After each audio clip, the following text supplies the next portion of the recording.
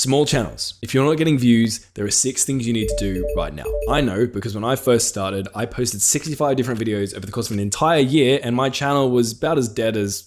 At the end of that year, I only had 150 subscribers, which was incredibly frustrating, but then something clicked and I went from getting 15 subscribers a month to 1,500 subscribers every single month in the space of just 6 weeks. And the only difference between here and here, aside from not crying myself to sleep every night, was I started focusing 100% of my efforts on just these 6 things. And that experience taught me a really valuable lesson. Success doesn't have to do with time or effort or money or luck. It's more about where you allocate your time and resources. You want to obsessively prioritize the small handful of high leverage tasks that get you 80% of the results for 20% of the effort. And my hope is that the newly improved and updated method I want to share today will help you do that. And this might sound arrogant, but from the thousands of people I've worked with and multiple channels I've had, I've never come across a channel that's doing all 6 of these things, yet isn't getting at least a couple million views. So if you want to blow up your channel, the first step is just commit to this method. Watch this video as many times as it takes you to fully internalize all these points, and then just take action on them and ignore everything else, ignore the noise. But anyway, enough talk, let's get into this and start our breakdown on the 6th most important step. I want to teach you about the power of this number.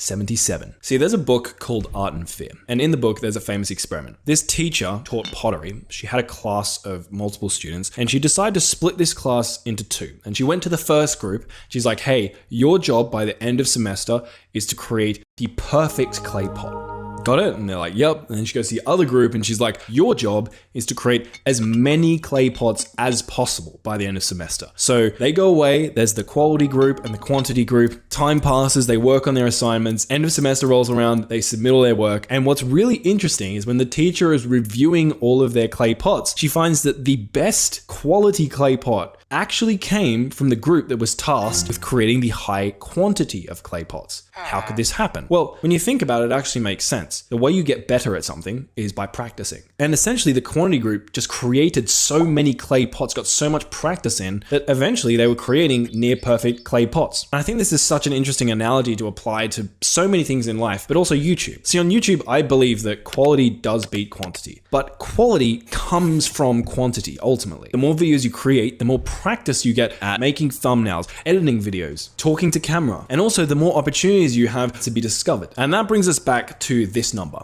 77. See, I did a study of over 4,470 YouTube channels with 1,000 subs. We looked at channels primarily posting long form videos. And what I found was that on average, these channels had posted 77 long form videos. i.e., it takes an average of 77 long form videos to reach your first 1,000 subscribers, which is an important milestone for most people because you need at least 1,000 to get monetized. If we